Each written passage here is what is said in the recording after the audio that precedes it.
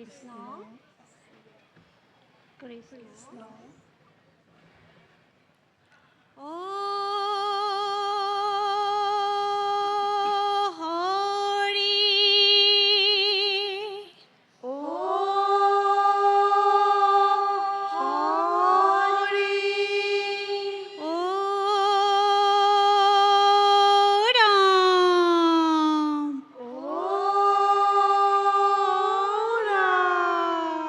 কৃষ্ণ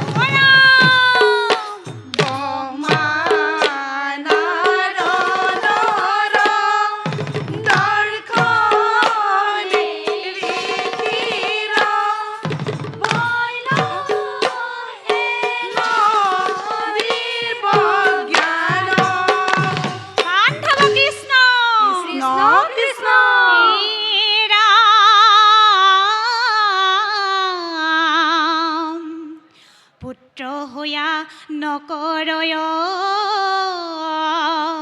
পিতৃকনিষ্ঠাৰ সিটো পুত্ৰ ভৈৰ পৃথিৱীৰ মহাভাৰ ৰাম হে ৰাম মেৰুমণ্ড খহি যদি ভূমিত পৰিব কৃষ্ণ কৃষ্ণ তথাপিতো ৰামে পিতৃ বাক্য কোন এৰিব হয় হয় হে ৰাম পিতৃ বাক্য হিৰে লয়া ৰাম বনে যায় দশৰথে মুনিৰ শাপত পুত্ৰ শোক পায় ৰাম ৰাম ৰাজ কাৰেং এৰি থৈ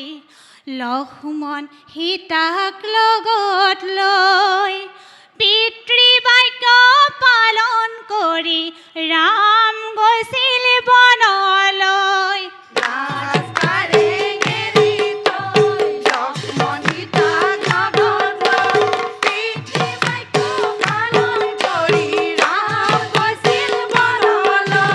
যেবে ৰাম বনে গৈল নাছিলে ভৰত বৰ দুখ পাইলে আহি কুমাৰে মনত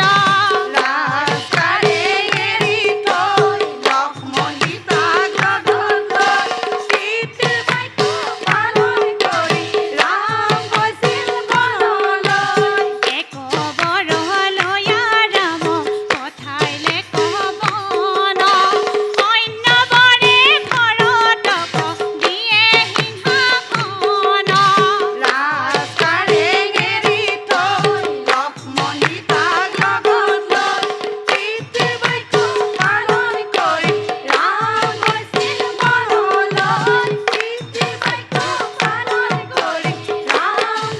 বান্ধৱ কৃষ্ণ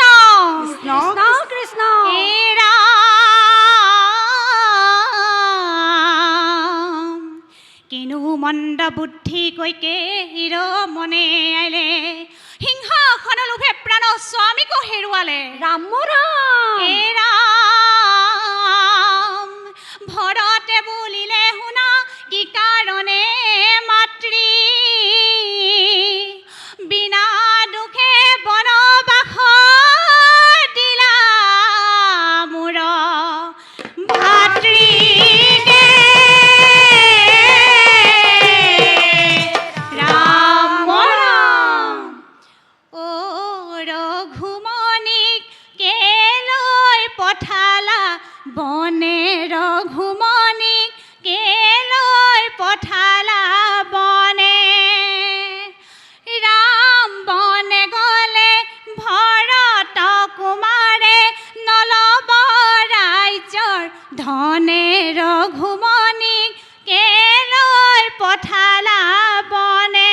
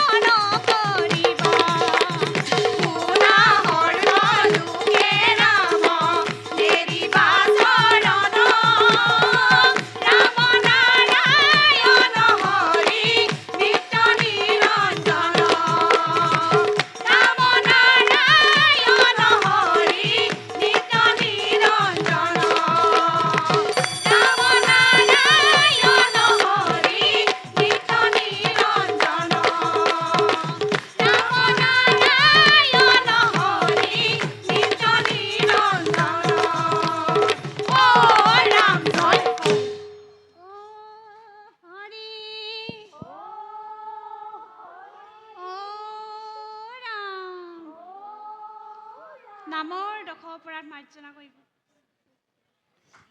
লক্ষীপ্ৰিয়া দিহা নামৰ দল বাৰে গাঁৱলৈ আমি আন্তৰিক ধন্যবাদ জ্ঞাপন কৰিছোঁ আৰু তেখেতসকলৰ উজ্জ্বল ভৱিষ্যত কামনা কৰিছোঁ। ইয়াৰ পাছতে আমি মঞ্চ